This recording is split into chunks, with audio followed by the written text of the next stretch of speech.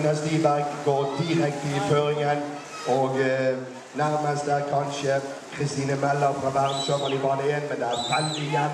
Ser også Monica Finnøy er godt med, og Elise Utne, bane 4 og bane 5.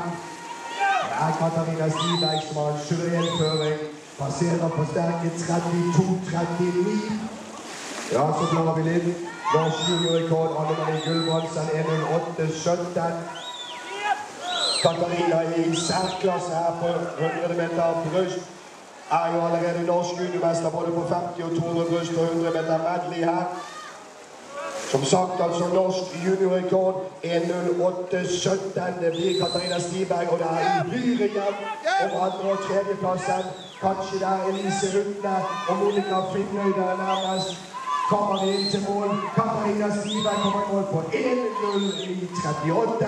Og så det innslaget der avgjør hvem som tar de neste plassene. Det blir bane 5, og det er Elise Utne.